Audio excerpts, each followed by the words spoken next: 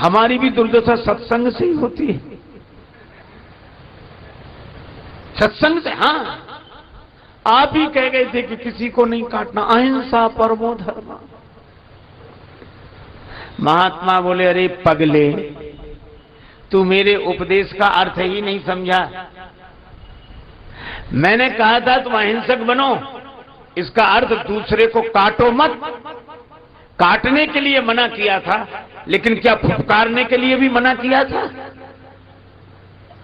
अगर तुम काटोगे तो दूसरा नष्ट हो जाएगा, और फुफकारोगे नहीं तो तुम ही नष्ट हो जाओगे, इसलिए फुफकारो। सांप ने कहा तो आज्ञा है? बोले बिल्कुल। अब आए बच्चे झूला झूलने के, और जो सांप ने फुफकार मारी उतनी दूर खड़े रहे। हम काटना भूल जाएं ये बात तो ठीक है, लेकिन अहिंसा इस हद तक चली जाए कि हम फुफकार नहीं भूल जाएं। लोग हमारी शांतिप्रियता को कायरता समझें।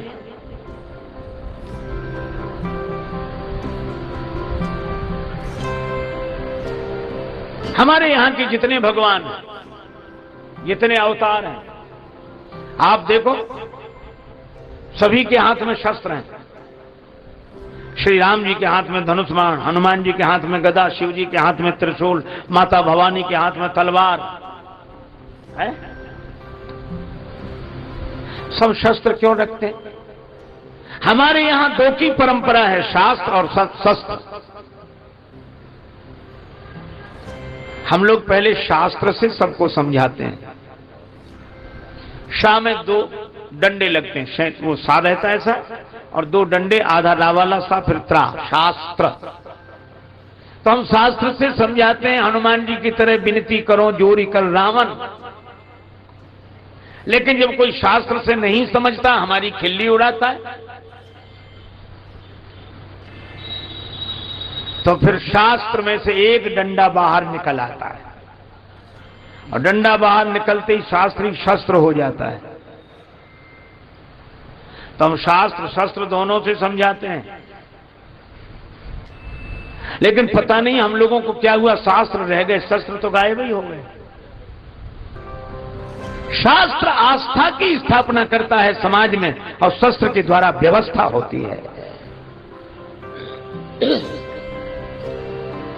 और यही कारण देखो, रामचरितमानस बड़ा अद्भुत ग्रंथ है, बहुत अनुपम ग्रंथ है।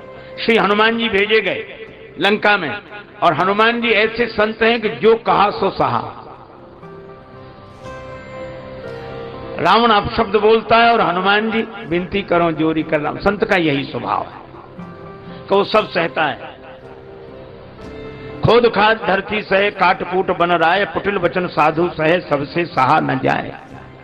तो हनुमान जी साधु हैं, और जब साधु से रावण नहीं माना, शास्त्र से नहीं माना, तो शस्त्र रूप में, सिपाही रूप में अंगद जी को भेजा। अब देखो सिपाही की शैली अलग है। हनुमान जी 10 सवाल रावण पूछे, तब एक का जवाब दे बड़े मुश्किल से, हाथ जोड़कर। और अंगद जी,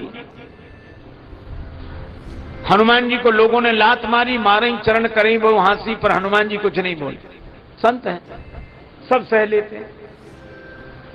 पर अंगद जी को रावण के बेटे ने लात उठाई, मार नहीं पाई।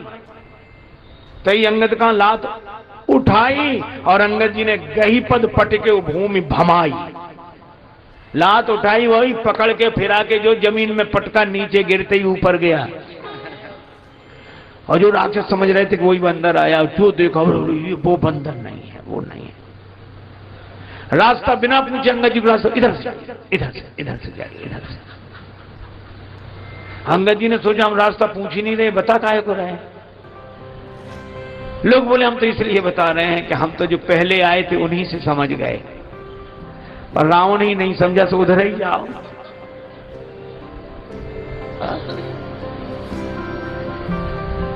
और उधर इसलिए भेज रहे कि हम तो बच्चे, तुम ही जाओ। और रावण की तो आदत, क्या बोला, कह लंकेश कवनते बंदर, वो ऐसे ही बोलता। हनुमान जी से भी ऐसे ही बोल रहा था, कह लंकेश कवनते कीशा। अंगद जी से बोला, कह लंकेश कवनते बंदर। अरे बंदर, कौन है रे तू? तो हनुमान जी ने तो हाथ जोड़कर कहा कि मैं राम जी का दूत हूं। परवाह रहे अंगद जी, जैसे ही रावण बोला कह लंकेश कवन तय बंदर, अंगद जी तुरंत बोले मैं रघुवीर दूत 10 कंधर। तुम हमें बंदर कहो और हम तुम्हें श्रीमान जी आदरणीय पूजनीय, तुम कहो बंदर हम कहेंगे 10 कंधर। एक चौबे जी थे, बड़े अच्छे सज्जन आदमी, उनसे कोई कहे चौबे जी तो संबोधन में उत्तर दे हां जी, और कोई कहे आके चौबे तो वो तुरंत कहते क्यों बे। अंगद जी ने वही करके दिखाया।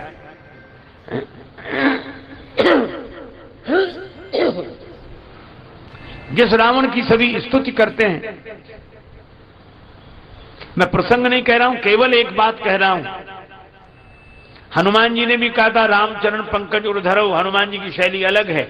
और अंगद जी ने कहा कि मेरा चरण कोई हिला दे, कोई जब नहीं हिला पाया बोले रावण अब तुम ही बचे हो। रावण आया, जैसे ही चरण उठाने की झुका, अंगद जी ने तुरंत पांव हटा लिया, बोले भाई ऐसे ही झुको लेकिन चरण राम जी का पकड़ो। हम अपना चरण नहीं पकड़ाना चाहते, झुकना सिखाना जानते हैं, राम जी के चरण पकड़ो। यह है हमारा भारतवर्ष।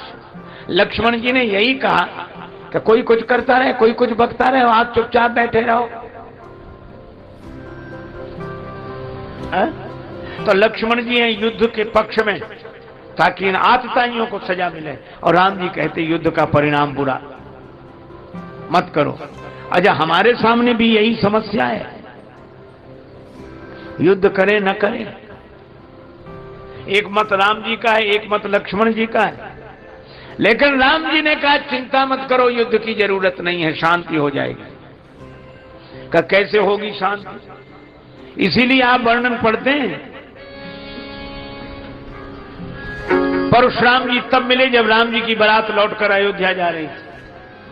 पर तुलसीदास जी ने सोचा जंगल में मोर नाचा किसने देखा, परशुराम जी तो यहां आने चाहिए। ते अवसर सुनी सेव धनु भंगा,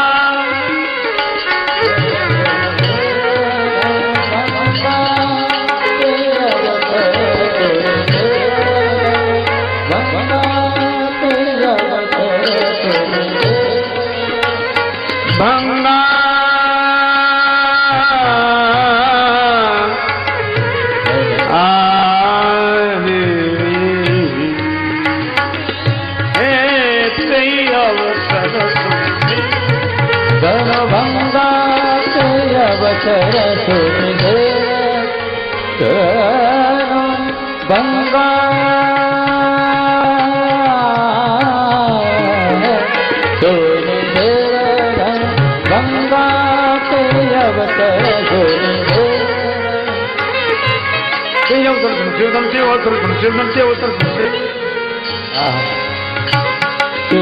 गंगा गंगा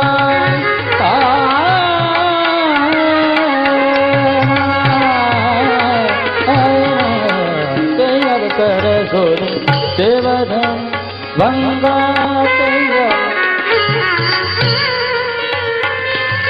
शिवधनु गंगा आयु रघुकुल कमल पतन, ते अवसर सुन शिवधनु सुन शिवधनु सुन।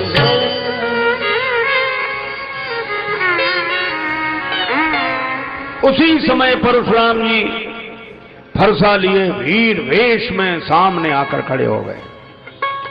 अब आप कल्पना करो, ये पिंडाल है, चारों तरफ 4 दीवारी हो, दरवाजा एक, उसी में परशुराम जी खड़े हो। तो जो राजा लोग आवाज लगा रहे थे, ले छुड़ाए सीए कह को, यही तो कह रहे थे, और सीता जी को छुड़ा लो। और जो हाथ ऊपर उठाए थे बोल रहा था, और जो उसने परशुराम जी को देखा, हाथ ऊपर का ऊपर मुंह बंद न हो। बगल वाले ने कहा क्या हुआ, हिम्मत से बोलो, हम तो साथ में, बोलो बोलो। अब वो बोले क्या, उधर ही देखा। अब बगल वाले ने देखा, जो देखा परशुराम, भगवान परशुराम। क्रोध में लगते, प्रणाम करने कौन जाए। जो जाए वही मरेगा, नहीं जाओगे तो और जल्दी मरोगे। तो जो जहां थे वहीं से सिर रख रख के पितु समेत ले ले निज नामू, लगे करन सब दंड प्रणाम।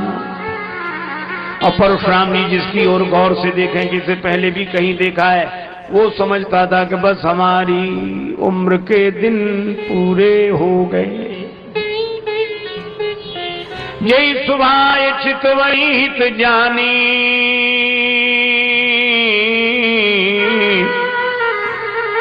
सो जानई जनु आयु खुटान।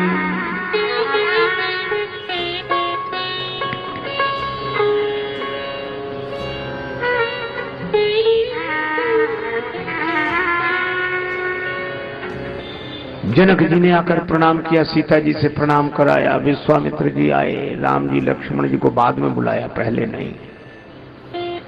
विश्वामित्र जी को गले से लगा लिया परशुराम जी ने, और परशुराम जी के दोनों हाथ विश्वामित्र जी अपने बगल में दबा लिए। और उसी समय बोले, राम चलो प्रणाम करो, लक्ष्मण प्रणाम करो। मतलब ये था कि जब तक हम इनके फरसे वाला हाथ दबाए तब तक कर लो प्रणाम, नहीं ऐसे प्रणाम करने कोई कह देगा यही फरसा उठ जाए तो संभाले कौन। राम जी लक्ष्मण जी ने प्रणाम किया, आशीर्वाद दिया। अरे भाई बड़े सुंदर है, कौन है, इतनी जल्दी परिचय दिया, राम लखन दशरथ के ढोटा। आशीर्वाद ठीक ठीक। अब जनक जी से पूछा ये भीड़ कैसी इकट्ठी है। जनक जी ने कहा बेटी का विवाह धनुर्भंग की प्रतिज्ञा की थी,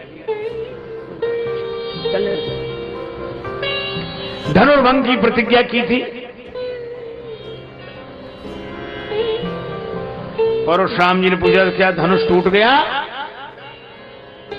पलटकर देखा धनुष के दो टुकड़े। बड़े क्रोध में बोले, कौजल जनक धनुष कहीं तोड़ा।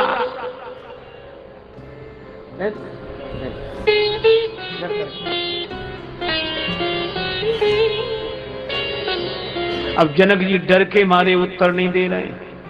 अच्छा देखो, एक अति दूसरी अति को जन्म देती है, क्रोध में आती है, अति से बोले वचन कठोरा। तो जनक जी के डर में भी अति डर उत्तर देत नृपना ही, अति डर।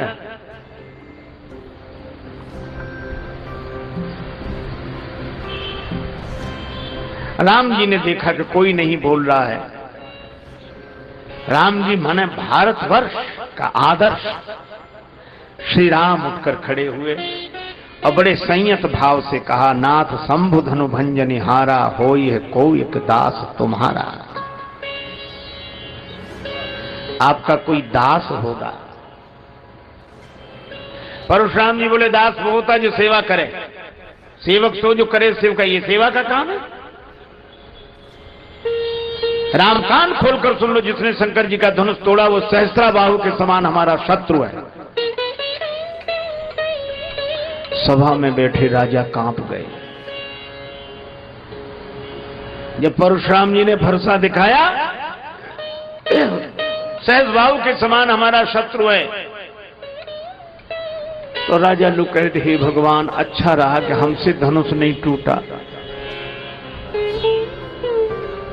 न अगर धनुष हमसे टूट जाता तो इनसे कौन सुलझता। भगवान जो करते अच्छा करते, तकदीर आजमाने तो हम भी गए थे।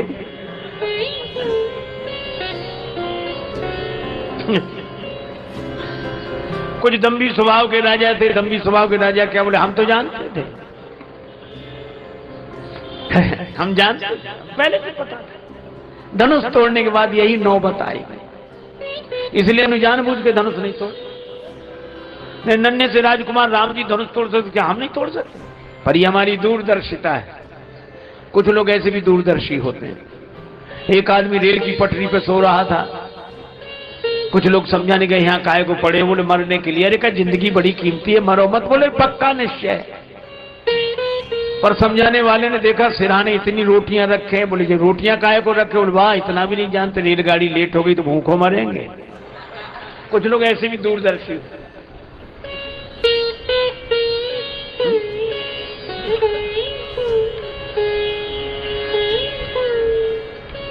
भगवान ने परशुराम जी के मन में प्रेरणा की कि इनका इलाज और हो जाए। तब तक परशुराम जी बोले, सो बिलगाई बिहाई समाजा, न तुम्हारे जई हैं सब राजा। वह समाज छोड़कर अलग हो जाए या समाज उसे अलग कर दे, नहीं तो जितने राजा हम सबको मारा। और राजा लोग लगे कांपने के, भगवान धनुष का धनुष नहीं टूटा, मरे और जा रहे हैं। धनुष तोड़ के ही मरते तो नाम होता कि साहब धनुष तोड़ के मरे। एक राजा ने कहा, हमने तो पहले ही कही थी कि घर चलो। जनक जी ने भी कहा था, तजवास निज निज गृह जाहु। तुम ही बैठे रहे कि तमाशा देख लो। अब देखो तमाशा। लक्ष्मण जी से नहीं रहा गया। वे सोचने लगे, गुरुजी अच्छे देश में ले आए, यहां एक ही समस्या रहती, धनुष। थोड़ी देर पहले एक महापुरुष नाराज हो रहे थे, क्यों नहीं टूटता, किसी से नहीं टूटता, जनक जी। और टूट गया तो दूसरे इसलिए नाराज, क्यों टूट गया, किसने तोड़ दिया। लक्ष्मण जी प्रभु से बोले कि बुरा ना मानो तो इन बाबा जी से दो बात हम कर लें। बोले तुम क्यों करोगे। बोले जो जिस भाषा का जानकार हो उससे उसी भाषा में बात करने में सुविधा रहती है।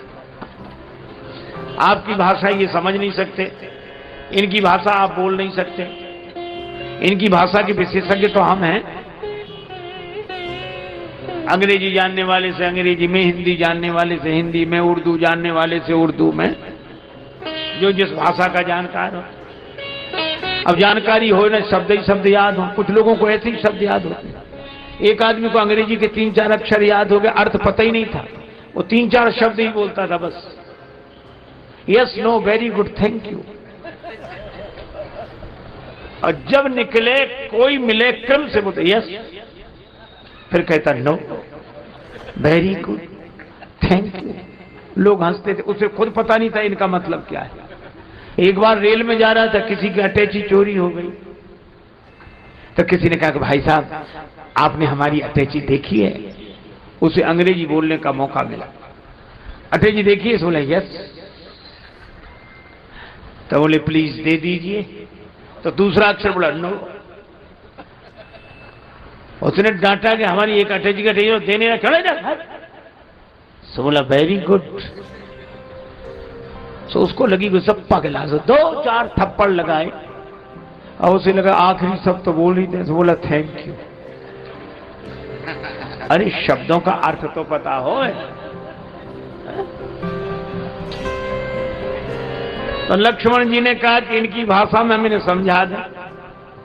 भगवान मौन रहे, मौनम स्वीकृति लक्षण में। लक्ष्मण जी गए, बोले बाबा जी नाराज क्यों हो, क्यों नाराज हो। परशुराम जी बोले ये धनुष टूट गया। अच्छा धनुष टूट गया तो आप क्यों टूटे जा रहे हो, आप कोई धनुष हो। कितनी बढ़िया बात कही, क्या आप धनुष हो। बोले नहीं हम तो धनुष नहीं। बोले फिर क्यों टूट रहे हो। अच्छा चलो आप धनुष नहीं हो, आपका धनुष है। नहीं हमारा नहीं। किसका है। हमारे गुरु भगवान शंकर का। तो शंकर जी ने मना किया था कि मत तोड़ो। उन्होंने तो जनक जी को दिया था, उन्होंने तोड़वा दिया। ना आपका धनुष है ना आपको दिया गया, आप बीच में काहे को दुखी हो। परशुराम जी मन में सोचने लगे कि बच्चा बात तो ठीक कह रहा है, हम क्यों दुखी। आपको कई लोग ऐसे मिलेंगे जो कहते महाराज हम बहुत परेशान हैं, हम बहुत परेशान हैं। उनसे पूछो क्यों परेशान हो, कहते हमें खुद समझ में नहीं आता कि हम क्यों परेशान हैं। अच्छा बोलो समझ में आ जाए तो परेशानी आधी कम हो जाएगी कि नहीं।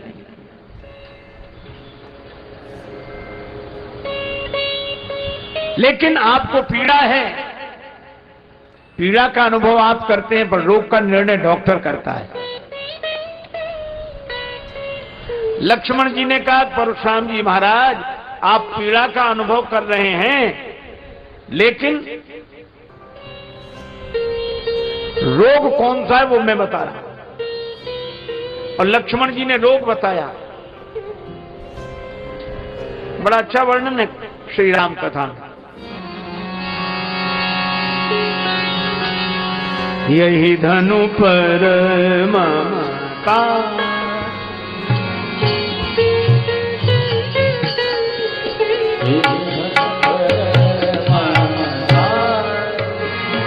ममता के ही हेतु यही धनु पर ममता ममता ममता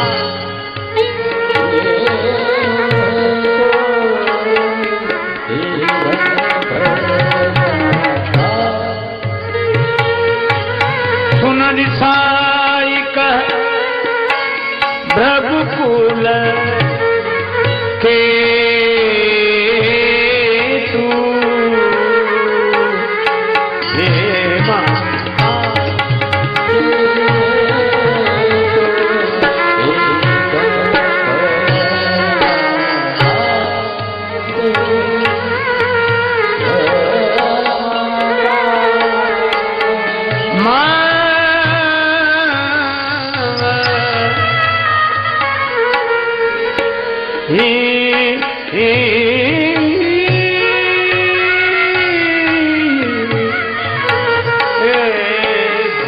ममता धनु पर ममता धनु पर ममता।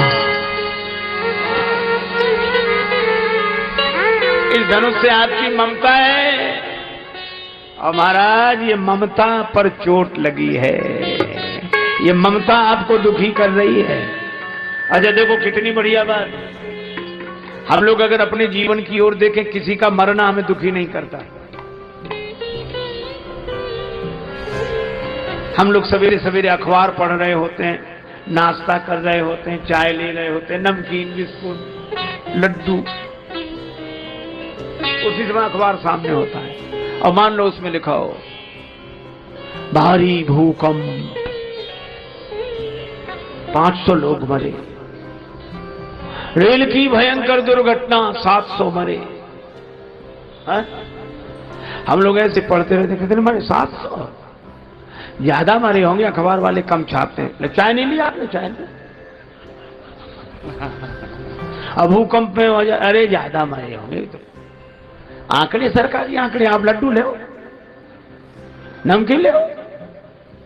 अच्छा बोलो, ऐसी बातें करते कि नहीं? आप ये देखो, अगर किसी के मरने से हम दुखी हो रहे होते तो क्या नाश्ता कर पाते? इसका मतलब किसी का मरना हमें दुखी नहीं करता।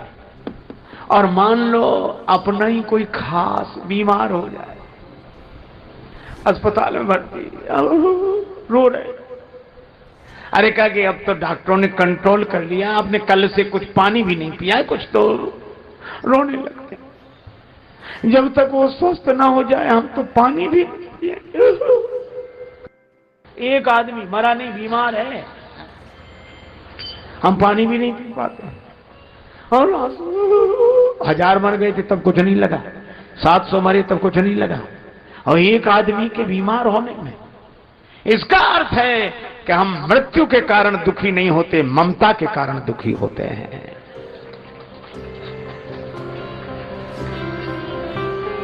हजारों मर गए हों, कोई अंतर नहीं पड़ता। एक अपने साथ खास रहने वाला, संगत करने वाला,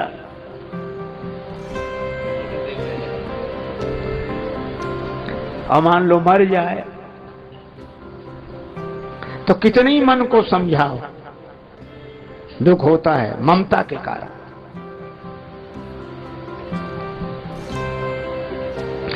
लक्ष्मण जी ने कहा तुम्हारी इस धनुष से ममता है, ममता न होती तो ये दुख नहीं होता।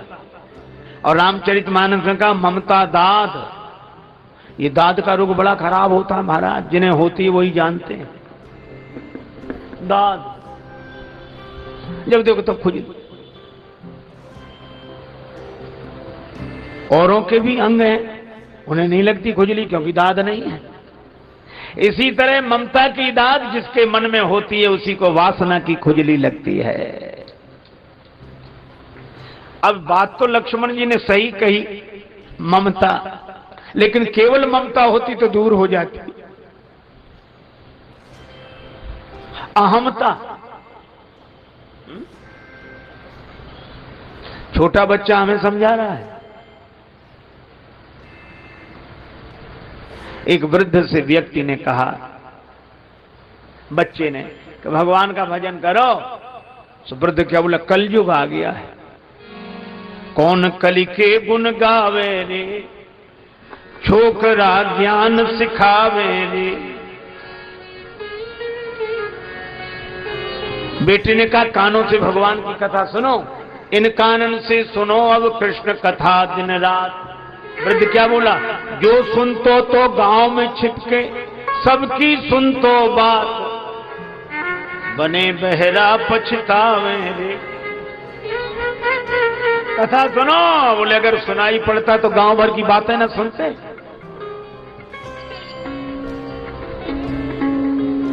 गांव में रस्सी बटने की एक यंत्र होता है, ढिरिया बोलते हैं उसको बुंदेलखंड में। उसको ऐसे रस्सी तानते हो, ऐसे ऐसे घूमता है ऐसे। युवक ने कहा माला ले लो हाथ, करते कछु नहीं कर रहे, माला ले लो हाथ। तो क्या बोला, माला को हो तो बुतो, तो ढिरिया ले तो कात, बिछावन बिन दुख पावे रे।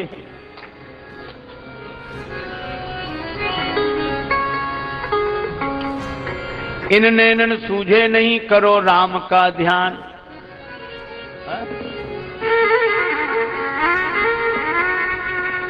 अरे बोलो जो दिखतो तो क्यों फिर तजे खेत खलिहान, उन्हीं को देखते। कलयुग आ गया। परशुराम जी को लक्ष्मण जी ने समझाया, कहने कल का छोकरा हमें समझा रहा है, रे बालक काल बस। ये अहमता है, ममता का रोग है, लेकिन अहमता उस पर उसके साथ है। बोले क्यों रे, शिव धनुष तुम्हारी छोटी बालकों की खेलने वाली धनु ही के समान। लक्ष्मण जी बोले हमारी समझ से सब धनुष समान नहीं होते। क्यों? बोले कोई धनुष वरदान नहीं लेता, सब प्राण ही लेते हैं। लखन कहा हंस हमरे जाना, सुनो देव सब धनुष समाना। अब जो सुना, परशुराम जी बोले डरता नहीं। तो फरसे की तरफ बोले चितय परस की ओरा, रेसट सुने स्वभाव न मोरा भी। फरसे की तरफ देखा ताकि ये भी देखें फरसे की तरफ। लक्ष्मण जी ने नहीं देखा। कई लोग दिखाना चाहते। एक आदमी को विवाह में अंगूठी मिल गई, सो महाराज जहां जाए अंगूठी दिखाए, पहन के साइकिल से जाए।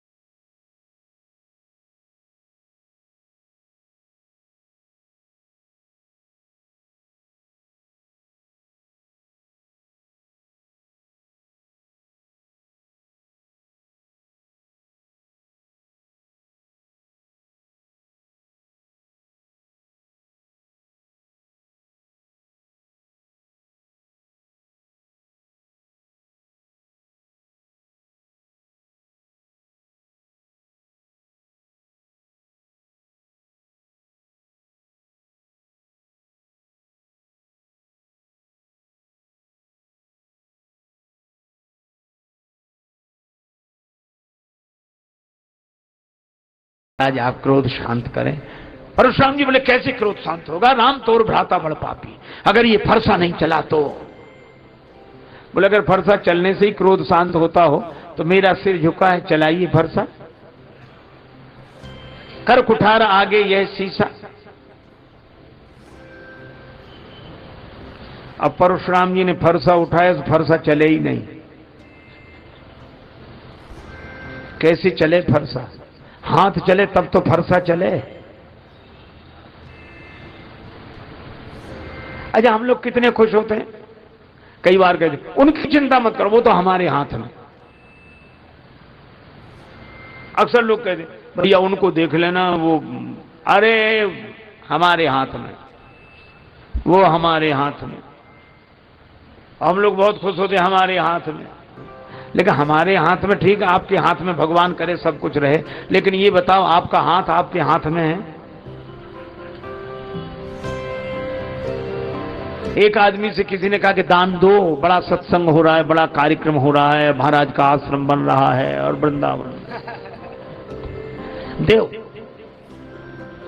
सो बोले अब सब दे रहे हैं, हमारा देना कोई जरूरी है? अच्छा सब ऐसे ही सोचने लगे तो अरे कहा कि नहीं अपना अपना दान दिया अच्छा रहता है, दो। सो बोला अभी कौन मर रहे हैं जो दें, ये एक नया तर्क है, क्योंकि मरते ही समय दान दिया जाता है। तो उस समय के लिए काहे को बैठे हो? बोले इसलिए कि ताजा ताजा दान भगवान को भी याद रहेगा, इधर दिया उधर पहुंचे। अभी से दान दे दो, फाइल गड़बड़ा जाए, इधर का उधर हो जाए, हिसाब किताब ही ना रहे। लोग हंसते थे तो मरते समय तुम्हारे पास होगा, अरे चिंता में, इतना तो हमने अपने हाथ में कर रखा, हम किसी के भरोसे नहीं रहते, अपने हाथ में। बुढ़ापा आया, अरे अभी कौन मर रहे हैं। और उस आदमी ने सामने वाली दीवार में गड्ढा करा के धन उसमें रख दिया, सीमेंटेड करा दिया कि जब दान दे रहा हूं निकलवा के करा देंगे, हमारे हाथ में। पर भगवान की लीला, एक दिन वो ऐसा बीमार हुआ कि मुंह से बोल ना पावे, हाथ से लिख ना पावे, मुंह से बोल ना पावे। अब मित्रों ने कहा कि तुम्हारी ये दशा देखकर हमें बड़ा दुख होता है, लेकिन तुम कहते थे तुम्हारे हाथ में वो धन, बताओ कहां है। सो हाथ उठावे दीवाल की तरफ। मित्र कुछ समझ ना पावे। उसके बेटों को पता था, बेटे बड़े घाघ थे, उन्होंने सोचा बाप तो जा ही रहा है, धन और जाएगा। तो जब बेटों से पूछते कि पिताजी दीवाल की तरफ इशारा क्या करते हैं, बेटे बोले पिताजी कहते हैं कि देने के लिए धन बचा कहां, जो था सब इसमें लग गया, इसमें लग गया, इसमें। बोलो हाथ में तो है, लेकिन हाथ में नहीं है। घड़ी सबके हाथ में, पर घड़ी किसी के हाथ में नहीं है। घड़ी सबके हाथ में है, पर घड़ी किसी के हाथ में नहीं। एक महात्मा कहते थे, घड़ी घड़ी चली यह घड़ी कहती यही विनीत, मूर्ख तेरे जन्म की एक घड़ी गई बीत। घड़ी किसी के हाथ में नहीं है। अच्छा बोलो किस घड़ी क्या हो जाए, है हाथ में। और हम समझते कि घड़ी हमारे हाथ में है, और अगर ध्यान से देखो तो हमने घड़ी को नहीं बांध रखा है, घड़ी ने हमारा हाथ बांध रखा है। अब बोलो फरसा तो तब चले जब हाथ में फरसा, मेरे हाथ में फरसा तो हाथ तो चले। अच्छा देखो हमारी दो तरह की स्थितियां हैं, एक वो है जो हमारे हाथ में, एक वो है जो हमारे हाथ में है, और एक वे हैं जिनके हाथ में हमारा हाथ है। और हमारे हाथ में जो है उधर जब हम देखते हैं तो मन अभिमान से भर जाता है, और हमारा हाथ जिसके हाथ में है उसका ध्यान करते हैं तो मन भगवान से भर जाता है। परशुराम जी का हाथ न चले।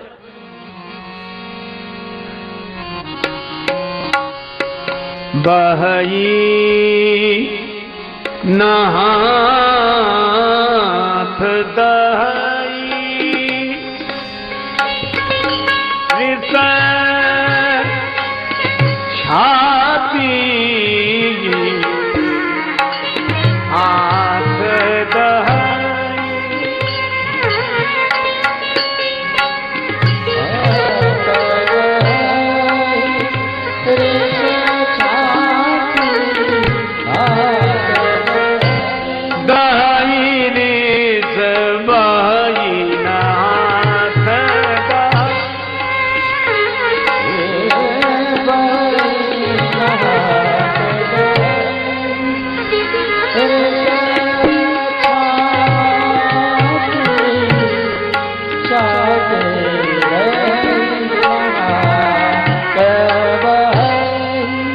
दहाई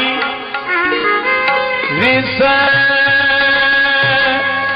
शादी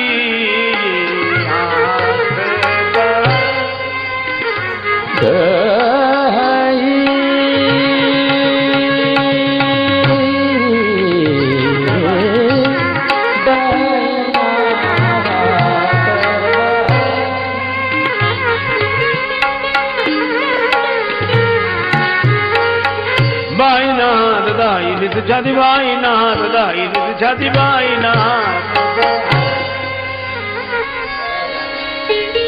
हाथ नहीं चलता है, छाती जल रही है। ये हाथ की ताकत कहां चली गई? अरे इस हाथ में ताकत आई कहां से थी? भगवान से। तो भगवान सामने ही तो नहीं है। तब उन्हें लगा राम रमापति कर धनु लेहू, राम रमापति कर धन लेहू, है चहु मोर मिटे संदेहू, है चहु मोर मिटे संदेहू, है चहु मोर मिटे संदेहू।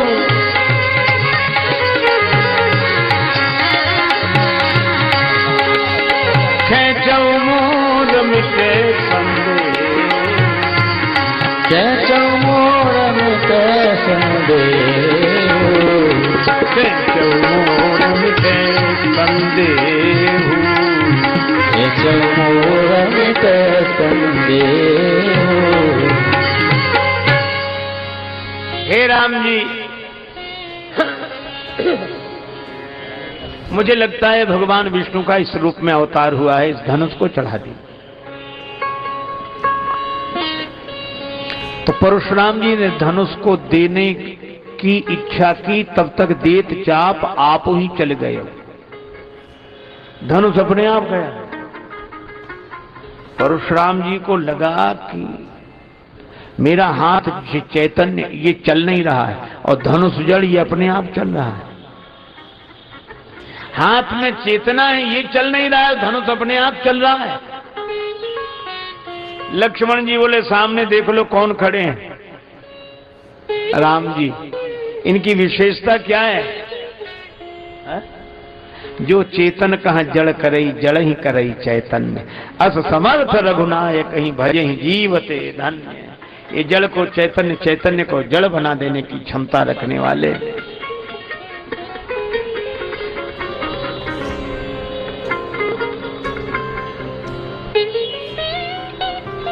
परशुराम जी चौंके, पर उन्होंने धनुष से कहा कि राम जी हाथ नहीं बढ़ा रहे, तुम क्यों जा रहे? धनुष बोला हमें राम जी की जरूरत है इसलिए जा रहे हैं, राम जी को हमारी जरूरत नहीं। अरे वो तो ठीक है लेकिन थोड़ी अकड़ तो दिखाओ, राम जी हाथ नहीं बढ़ा रहे तो अपने आप जा रहे हो। धनुष बोला ना बाबा, एक धनुष ने अकड़ दिखाई तो 2 टुकड़े हुए पड़े हैं, हम भी अकड़ दिखाएं, टुकड़े कराएं। लक्ष्मण जी राम जी से कहने लगे, जब परशुराम जी ने कहा धनुष को चढ़ाओ, लक्ष्मण जी बोले मेरी मानिए तो कछु विनती सुनाऊं नाथ, आप मुनिराज के समीप हो सिधारे ना। क्यों? एक धनुष के पास गए थे, उसका ही तो मुकदमा चल रहा है, अब तक फैसला नहीं हुआ है, और दूसरे धनुष के पास और जा रहे हैं। इसमें क्या गड़बड़ी होगी? इसमें तो परशुराम जी कह रहे हैं। बोले उसमें भी क्या गड़बड़ी थी? जनक जी खुद कह रहे थे। तो गड़बड़ी क्या हुई? बोले चाप गुरु को चढ़ो तो चेला जी पधारे, और चाप चेला को चढ़े तो कहूं गुरु जी पधारे ना।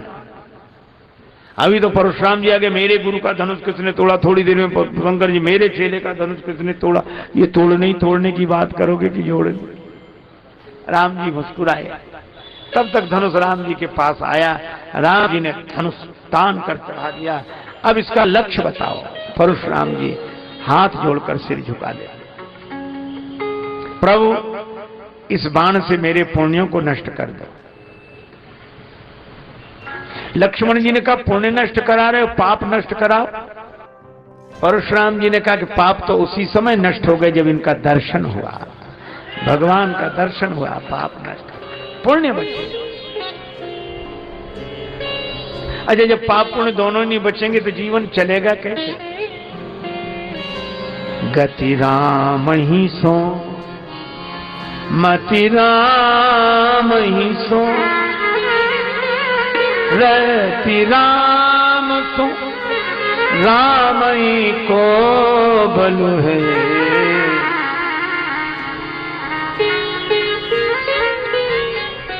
आपकी जेब में जो रुपया हो आप उसी से अपना खर्च चलाते हैं, और आपने किसी बड़े आदमी की जेब में अपना रुपया डाल दिया, दे दिया, तो फिर आपकी जेब से खर्चा नहीं चलेगा, फिर उसकी जेब से खर्चा चलेगा। इसी तरह अपने कर्मों को भगवान को सौंप देने वालों की व्यवस्था भगवान की ओर से होती है।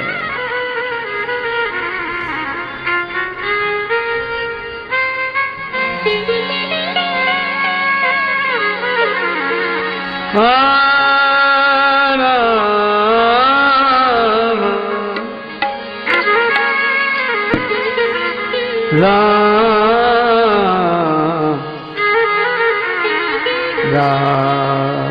राम राम राम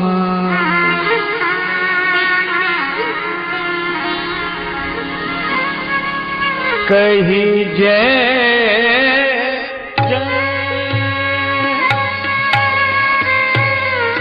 रघुकुल के तू कहे जय,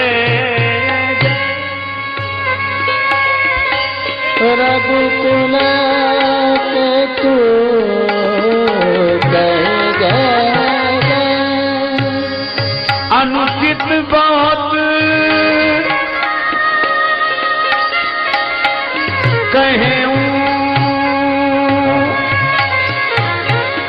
अज्ञाता,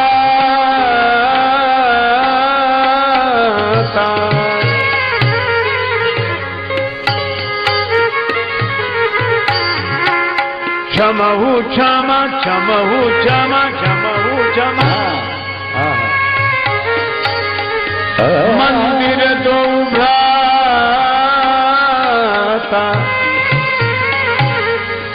क्षमा मंदिर दो भ्राता, क्षमहु क्षमा क्षमहु क्षमा क्षमहु क्षमा।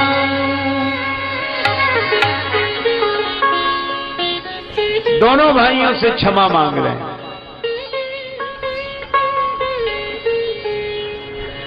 तो पर लक्ष्मण जी भी तो क्रोध में थे, इनसे काहे को क्षमा मांगे? देखो, डाकू और डॉक्टर की एक राशि होती है, पर एक राशि होने से कोई मतलब नहीं है।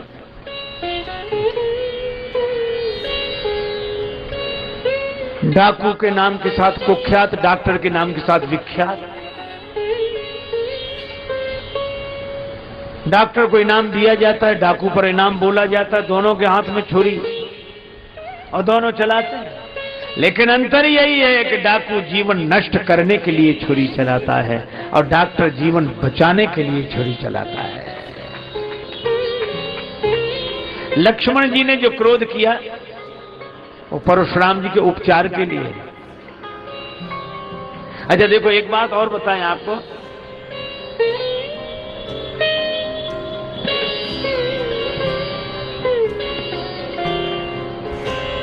हिंसा और अहिंसा। बहुत बार हमारे जीवन में अहिंसा भी हिंसा के रूप में आती है। जैसे मां कहती ना, कान पकड़ दो, निकल जा, मर जा, चला जा, ये हिंसा है। लेकिन भीतर से अहिंसा का भाव है। अध्यापक शिष्य को कहता पिटाई लगा के मार, ये अहिंसा का भाव है। लक्ष्मण जी बोल रहे हैं, भले ही कड़वा लग रहा है, लेकिन बोल रहे हैं। क्या लिखा है?